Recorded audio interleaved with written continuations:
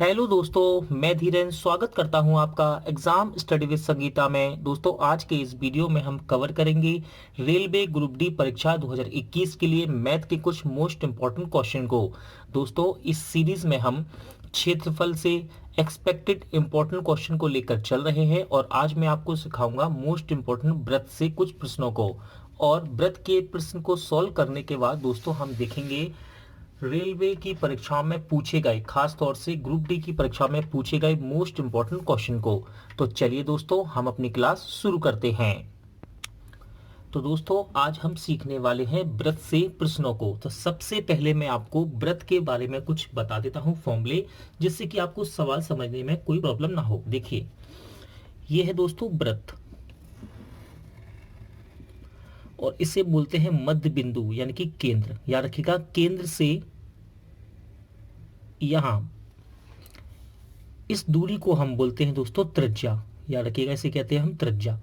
और यदि इस लाइन को हम पूरा जोड़ दें तो यहां से लेके यहां तक कहलाता है दोस्तों व्यास। याद रखिएगा, त्रिज्या का दुगना होता है व्यास। यानी कि देखिए, इस केंद्र से लेके परिधि, इसको बोलते हैं परिधि, परिधि तक की दूरी कहलाती है त्रिज्या। और यदि हम इस लाइन को पूरा जोड़ दें तो ये कहलाता है व्यास। अब देखिए, मैं कुछ फॉर्मूले बता देता हूं आपको।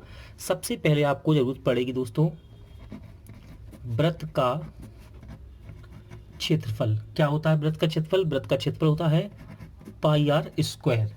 इसके बाद आपको जरूरत पड़ेगी वृत्त की परिधि की। वृत्त की परिधि क्या होती है? परिधि, वृत्त की परिधि होती है 2 पाई आर। ठीक है ना, वृत्त की परिधि हो गई 2 पाई आर और क्षेत्रफल हो गया पाई आर स्क्वायर। इसके बाद आता है दोस्तों वृत्त का व्यास। क्या होता है व्यास? त्रिज्या का दुगना यानी कि 2r। त्रिज्या का दुगना होता है व्यास। और त्रिज्या क्या होती है? व्यास का आधा। त्रिज्या क्या होती है? व्यास का आधा। जी, इसको पूरा हम यहां से लेके यहां तक बोलते हैं व्यास। यदि उसको आधा करते हैं तो होती है त्रिज्या। अब दोस्तों हम सवाल पर आते हैं। पहला सवाल कह रहा है, एक वृत्त की परिधि 176 मीटर है, इसका क्षेत्रफल कितना होगा? दोस्तों, एक्सपेक्टेड क्वेश्चन है और इस प्रकार के क्वेश्चन रेलवे में पूछे जाते हैं। देखिए, वृत्त की परिधि आपको दे रखी है 176 मीटर, ठीक है ना, और कह रहा है क्षेत्रफल क्या होगा। तो आपको बताना है वृत्त का क्षेत्रफल। क्या बताना है? पाई आर स्क्वायर। क्या बताना है? पाई आर स्क्वायर। यानी कि आपको त्रिज्या की जरूरत पड़ेगी। तो यहां से त्रिज्या हम निकाल सकते हैं। देखिए, वृत्त की परिधि 176 मीटर है, तो वृत्त की परिधि क्या होती है? 2 पाई आर। क्या होती है? 2 पाई आर। तो हम लिख लेते हैं, वृत्त की परिधि होती है 2 पाई आर। और वृत्त की परिधि आपको कितनी दे रखी है? 176। तो ये इसके बराबर हो जाएगी। देखिए, वृत्त की परिधि 176 मीटर है, वृत्त की परिधि क्या होती है? 2 पाई आर। और कितनी दे रखी है? 176 मीटर। तो इसको हम बराबर कर लेंगे। आगे सॉल्व करते हैं। देखिए, 2 को ऐसे रख देंगे। पाई का मान होता है 22/7 इंटू आर बराबर 176। ठीक है दोस्तों, आगे बढ़ते हैं। देखो, हम इसको काटते हैं। 2 के पाड़े से इसे काट सकते हैं, काट लेंगे। देखिए, ये कटेगा 2 अट्ठे 16 और 2 अट्ठे 16, 88 बार। 22 के पहाड़े से 88 को काट देंगे, ये कट जाएगा दोस्तों 4 बार। तो यहाँ बचा है r/7 बराबर 4। कितना बचा है? r/7 बराबर 4। क्रॉस मल्टीप्लिकेशन करेंगे तो 7 का गुणा हो जाएगा 4 में, तो r की वैल्यू आ जाएगी निकल कर कितनी? 7 चौके 28। कितनी? 28 मीटर। यानी कि आपको वृत्त की त्रिज्या निकल गई। वृत्त की त्रिज्या कितनी निकली है? 28 मीटर। अब कह रहा है इसका क्षेत्रफल कितना होगा? किसका? वृत्त का। तो वृत्त का क्षेत्रफल क्या होता है दोस्तों? वृत्त का क्षेत्रफल होता है, वृत्त का क्षेत्रफल होता है पाई आर स्क्वायर। तो हम निकालेंगे वृत्त का क्षेत्रफल, और ये कितना होता है? पाई आर स्क्वायर। मान रखते हैं, पाई का मान कितना हो जाएगा? 22/7। आर स्क्वायर यानी कि त्रिज्या का स्क्वायर। तो त्रिज्या कितनी? 28। इसे हम 2 बार लिख लेंगे। स्क्वायर है ना, वर्ग है, इसलिए इसे हम 2 बार लिख लेंगे। लिख लिया हमने 2 बार। सॉल्व करते हैं दोस्तों। देखिए, 7 चौके 28। ठीक है, 22 का गुणा 4 में कर दीजिए। कितना आ जाएगा आपका? 22 का गुणा 4 में करेंगे तो ये आएगा 88, और गुणे में कितना है? 28। अब आपको केवल 88 का गुणा 28 में करना है। ठीक है ना, तो हम गुणा कर लेते हैं यहाँ, और वही आपका आंसर निकल कर आएगा। देखिए, 88 का गुणा 28 में कर देते हैं। देखिए, 8 2 64, यहाँ से लगी 6, 8 2 64, 34 से 70, 8 2 16, यहाँ से लगी 8 2 16 17। तो कितना आएगा मान? 4 6 14। तो इसका राइट आंसर कितना रहेगा? 2464। ठीक है ना। अगला क्वेश्चन देखते हैं। अगला सवाल देखते हैं दोस्तों। सवाल में कह रहा है एक वृत्त का क्षेत्रफल 38.5 वर्ग सेंटीमीटर है, तो इसकी परिधि कितनी है। तो दोस्तों आपको दे रखा है इस बार वृत्त का क्षेत्रफल, तो हम लिखते हैं वृत्त का क्षेत्रफल आपको दे रखा है कितना, 38.5, ठीक है ना। अब दोस्तों अभी मैंने आपको बताया था कि वृत्त का क्षेत्रफल क्या होता है। वृत्त का क्षेत्रफल होता है पाई आर स्क्वायर, और ये बराबर में कितना है 38.5। इसे हम सॉल्व करते हैं, यहाँ से आर की वैल्यू निकल जाएगी, ठीक है ना, क्योंकि हमको परिधि बताने, और परिधि क्या होती है 2 पाई आर। परिधि क्या होती है वृत्त की 2 पाई आर। तो पाई का मान तो 22/7 हो जाएगा, लेकिन आर की वैल्यू चाहिए ना, तो आर की वैल्यू आप यहाँ से निकाल सकते हैं। देखिए सॉल्व करते हैं इसे। पाई का मान रखते हैं 22/7, ठीक है। आर को ऐसे ही रहने देंगे हम, बराबर 38.5। देखिए दोस्तों पॉइंट हटाएंगे तो नीचे एक जीरो आएगा, यानी कि यहाँ पर 10 आ जाएगा। आगे सॉल्व करते हैं इसे। देखिए 5 के पार से 5 सत्ते 35, 3 हो गया, 5 सत्ते 35, और 5 के पार से काटेंगे से 2 बार। और सॉल्व करते हैं। देखिए 11 दूनी 22, और 11 से ये कट जाएगा, 11 7 77। यहाँ लिखा है 2/7 गुणे में आर स्क्वायर, और यहाँ लिखा है 7/2। क्रॉस मल्टीप्लिकेशन करते हैं तो 7 का गुणा हो जाएगा यहाँ 7×7=49, और 2 का गुणा यहाँ हो जाएगा 2 दूनी 4, यानी कि आर स्क्वायर की वैल्यू निकल कर आएगी 7×7=49, और 2 दूनी 4। इतना समझ आया दोस्तों। आगे बढ़ते हैं। देखिए आर स्क्वायर है, इसे हम 49/4 को क्या हम 7/2 का होल स्क्वायर नहीं ले सकते, लिख सकते हैं। देखिए दोबारा से अगर तोड़ेंगे, देखिए 49/4 को हम 7/2 का होल स्क्वायर ले सकते हैं, क्योंकि देखिए दोबारा वर्क करो उसका 7×7=49, और 2×4 ऐसा लिख सकते हैं। अब देखिए स्क्वायर से स्क्वायर कट जाएगा, तो आर की वैल्यू कितनी आ गई 7/2, ठीक है ना। आर की वैल्यू कितनी आ गई, त्रिज्या 7/2। अब आपसे पूछा क्या गया है, आपसे पूछा गया है वृत्त की परिधि कितनी है। दोस्तों वृत्त की परिधि क्या होती है 2 पाई आर, रखते हैं हम 2 पाई आर। 2 पाई का मान 22/7, और आर का मान क्या है दोस्तों 7/2, तो रख देते हैं, ठीक है ना। इसे काटते हैं। देखिए 2 के पार्ट से 2 कैंसिल हो जाएगा, और 7 के पार्ट से 7, ठीक है ना। तो इसकी परिधि कितनी आ जाएगी, इसकी परिधि आ जाएगी 22 सेंटीमीटर। अगला क्वेश्चन देखते हैं। नेक्स्ट क्वेश्चन देखते हैं दोस्तों। क्वेश्चन कह रहा है एक वृत्त की परिधि एवं त्रिज्या का अंतर 37 सेंटीमीटर है, तो इस वृत्त का क्षेत्रफल क्या होगा। दोस्तों आपको बताना है वृत्त का क्षेत्रफल। वृत्त का क्षेत्रफल क्या होता है पाई आर स्क्वायर, ठीक है ना। वृत्त का क्षेत्रफल क्या होता है पाई आर स्क्वायर, यानी कि आपको आर की वैल्यू चाहिए, क्या आर की वैल्यू चाहिए, त्रिज्या चाहिए आपको। पाई का मान तो 22/7 हो जाएगा। आर की वैल्यू, आप आर की वैल्यू यदि निकाल लेंगे तो इस सवाल को सॉल्व कर लेंगे। देखिए यहां से निकल सकती है। कह रहा है एक वृत्त की परिधि एवं त्रिज्या का अंतर 37 सेंटीमीटर है। दोस्तों अभी मैंने आपको फॉर्मूले लिखाए थे। तो वृत्त की परिधि क्या होती है, वृत्त की परिधि होती है 2 पाई आर, ठीक है ना। और त्रिज्या क्या होती है आर। कह रहा है इनका अंतर, अंतर यानी कि हम इसको घटा देते हैं, इसका अंतर कितना है 37 सेंटीमीटर। दोस्तों इसे सॉल्व करेंगे यदि हम, तो हम आर की वैल्यू निकाल सकते हैं। देखिए यहाँ हम इन दोनों में से आर को कॉमन निकाल सकते हैं, बाहर निकाल लेंगे। देखिए इसमें से आर को बाहर निकालेंगे तो यहाँ बचेगा 2 पाई माइनस, और यहाँ क्या आ जाएगा 1, ठीक है ना, क्योंकि आर हमने दोनों में से बाहर निकाल लिया, कॉमन ले लिया, तो ये जाएगा 2 पाई माइनस आर यहाँ से निकाल लिया, तो ये होगा 1 बराबर में 37। इसे सॉल्व करते हैं। आर को ऐसे रहने दीजिए, 2 गुणा कर दो, पाई का मान रखेंगे 22/7 माइनस 1 बराबर 37। ये हो गया दोस्तों आर बराबर 44/7 माइनस का 1। इसे सॉल्व करते हैं। देखिए आप डायरेक्ट भी कर सकते हैं, 7 एकम 7, और 7 44 में घट जाएगा तो कितना आएगा 37/7 आ जाएगा। और वरना यदि आपको समझ नहीं आ रहा है तो मैं इसको एलसीएम लेके कर देता हूँ। देखिए एलसीएम ले लेते हैं हम। एलसीएम कितना आएगा, इसकी जी 1 मान लीजिए, एलसीएम कितना आएगा 7। 7 एकम 7, एक बार कटा, 1 का गुणा कर देंगे इसमें तो 44 ही आ जाएगा। 1 का भाग इसमें देंगे 7 में, तो 1 तो 7 आएगा, 1 सत्ते 7, और 7 का ही गुणा कर देंगे बराबर कितना 37, ठीक है। और आर ये है। सॉल्व करते हैं इसको, ऊपर लिख देता हूं मैं आर 44 में से 7 गए, 37/7 बराबर 37। 37 से 37 कट जाएगा, कटेगा, 37 एकम 37। क्रॉस मल्टीप्लिकेशन में 7 का गुणा यहाँ हो जाएगा 1 में, तो आर की वैल्यू हो जाएगी 7। ठीक है दोस्तों, तो आर की वैल्यू कितनी आ गई, 7 सेंटीमीटर। आगे बढ़ते हैं। वृत्त का क्षेत्रफल आपको बताना है, क्या बताना है, वृत्त का क्षेत्रफल। आर की वैल्यू आ गई, और बताना है वृत्त का क्षेत्रफल क्या होता है, पाई आर स्क्वायर। पाई का मान कितना होता है, 22/7, और आर स्क्वायर यानी कि त्रिज्या को 2 बार लिख दीजिए आप। लिख देता हूं मैं, आर स्क्वायर है ना, आर का मान 2 बार लिख दीजिए, काटते हैं, 7 एकम 7। अब 7 का गुणा 22 में करेंगे तो 7 दूनी 14, यहाँ से लगे 1, 7 दूनी 14, 1 15, कितना आएगा 154 वर्ग सेंटीमीटर। वर्ग क्यों, 2 बार गुणा हो रहा है ना आर का, वर्ग सेंटीमीटर। अगला क्वेश्चन देखते हैं। इंपॉर्टेंट क्वेश्चन है दोस्तों, और याद रखिएगा इस प्रकार के सवाल किताब में भी बहुत ज्यादा दिए हुए हैं, और ये सवाल मुजफ्फरपुर ग्रुप डी 2011 में पूछा गया है।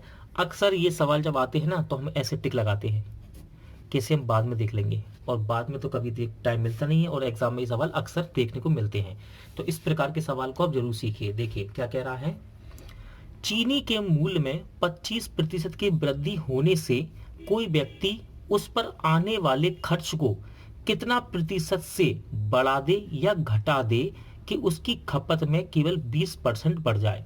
सवाल जब पढ़ते हैं दोस्तों हम इस प्रकार का, तो हम समझ नहीं पाते कि हमको करना क्या है, लेकिन ये सवाल बहुत ही ज़्यादा आसान होते हैं यदि इसे तरीके से सीखा जाए। देखिए मैं इसको आपको बेसिक तरीके से सिखाता हूँ। क्या कह रहा है, देखिए चीनी के मूल्य में 25% की वृद्धि हो गई, समझिए मूल्य में, चीनी के मूल्य में 25% की वृद्धि हो गई, तो कह रहा है कोई व्यक्ति उस पर आने वाले खर्च में, यानी कि जब मूल्य में वृद्धि होगी तो खर्चा भी बढ़ेगा, तो खर्च में कितना प्रतिशत बढ़ाए या घटाए जिससे कि उसकी खपत केवल, यानी कि खपत केवल 20% बढ़े, यानी कि जो हम खपत हमारी हो रही है उसको केवल 20% बढ़ाया जाए, खपत को 20% बढ़ाया जाए, और आने वाले खर्च को बढ़ाया या घटाया इस तरह जाए कि खपत केवल 20% हो। देखिए मैं इसको कर कर आपको जब सॉल्व करके दिखाऊंगा तो आपको आसानी सवाल समझ में आएगा। देखिए क्या कह रहा है, मैं मान लेता हूं, यहां मैं मान के चलता हूं। देखिए पहले हम बात कर रहे हैं पहले की, पूर्व की।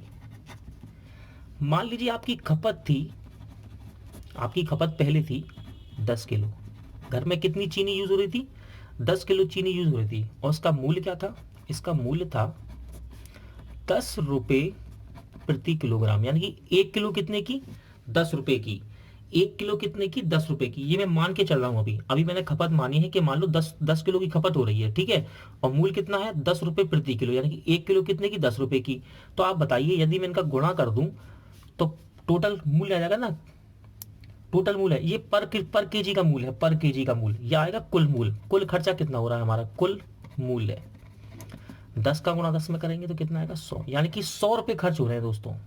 ठीक है, इनका गुणा कर देंगे यदि हम, देखिए 10 किलो की चीनी घर में यूज हो रही है, 10 किलो चीनी की खपत हो रही है, और कितने रुपए किलो चल रही है, 10 रुपए प्रति किलो, तो 1 किलो 10 रुपए की, तो 10 किलो कितने की, 100 रुपए की। अब देखिए, अब आगे देखिए, चीनी के मूल्य में 25% की वृद्धि होने पर, मूल्य कितना है, अभी हमने कितना माना, 10 रुपए माना है, 10 रुपए।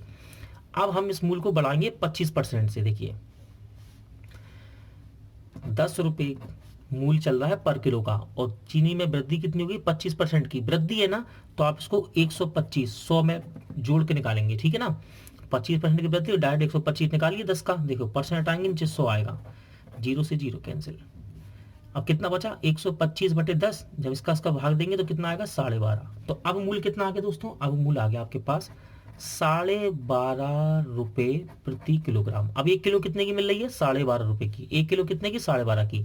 और यहाँ देखिए उसने, उसकी खपत 20% बढ़ गई, पहले खपत कितनी थी, 10 किलो, 10 किलो खपत थी, अब खपत कितनी, 20% बढ़ गई। देखिए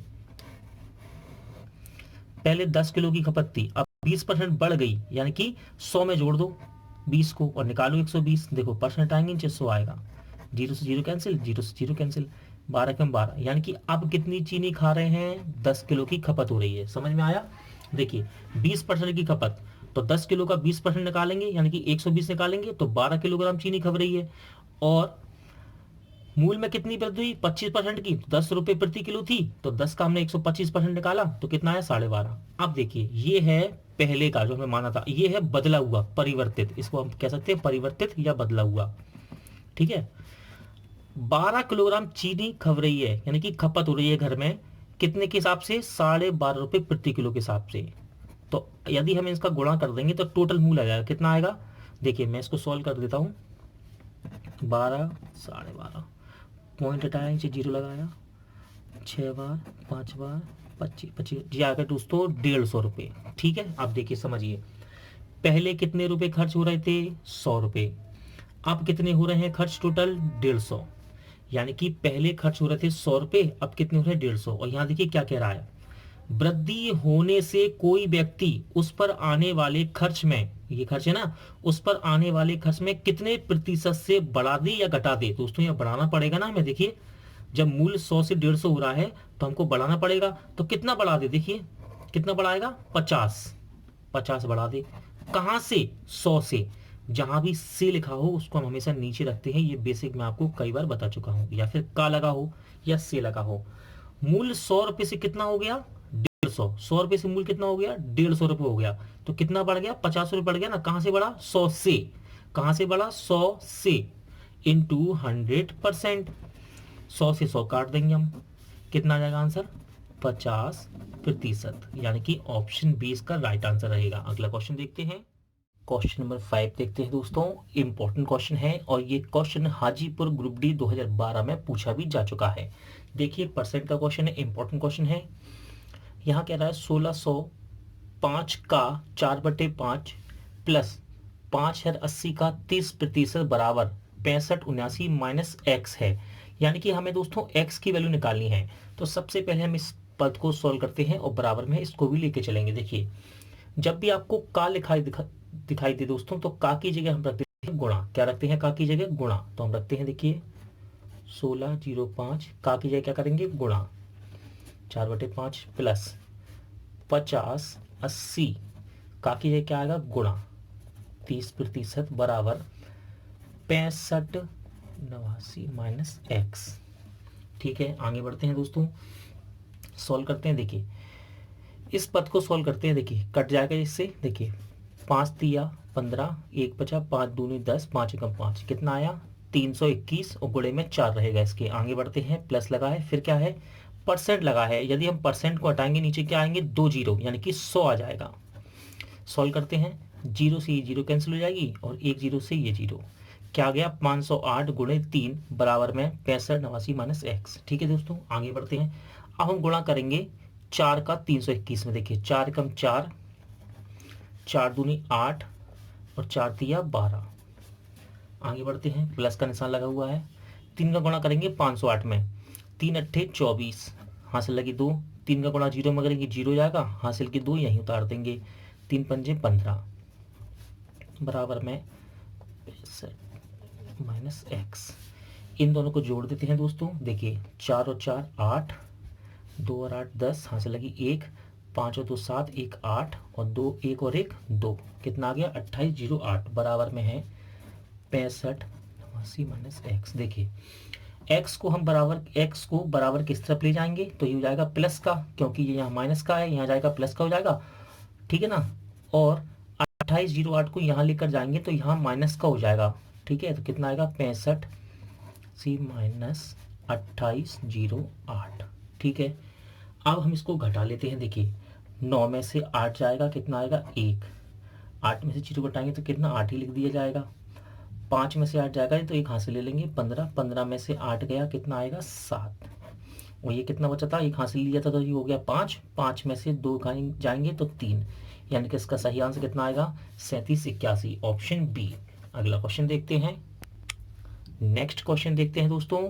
आरआरबी ग्रुप डी 2018 में पूछा गया क्वेश्चन है और हो सकता है कि आने वाले समय में इसी प्रकार का क्वेश्चन आपसे भी पूछ ले जाए। सवाल कह रहा है किसी संख्या का 76% 95 है, वह संख्या क्या होगी? तो दोस्तों हम संख्या मान लेते हैं x। ठीक है ना। x कह रहा है किसी संख्या का, यानी कि x का की जगह आएगा क्या? गुणा 76% कितना है वो? 95। किसी संख्या का यानी कि x का 76% कितना है? 95, यानी कि हम बराबर में 95 लिख सकते हैं। आगे सॉल्व करते हैं दोस्तों। जब हम परसेंट को हटाएंगे तो नीचे क्या आता है, 100 आता है। देखिए ये आपस में कट सकते हैं, हाँ कट सकते हैं। देखिए 19 के पाड़े से ये कट रहा है, 19 चौके होता है 76 और 19 पंजे 95। आगे देखिए 4 के पाड़े से 100 को काट सकते हैं, हाँ काट सकते हैं। ये इससे कट जाएगा 25 बार, क्योंकि 25 चौके 100 होता है। क्रॉस मल्टीप्लिकेशन करेंगे तो 25 का गुणा होगा 5 में, यानी कि x की वैल्यू कितनी आ जाएगी, 25 पंजे 125, यानी कि इसका राइट आंसर रहेगा ऑप्शन डी। दोस्तों आज का वीडियो यही एंड होता है। उम्मीद करता हूँ आपको वीडियो अच्छा लगा होगा और सभी सवाल आपको समझ आए होंगे। पूरा वीडियो देखने के लिए थैंक यू। जल्द मिलते हैं नेक्स्ट वीडियो में।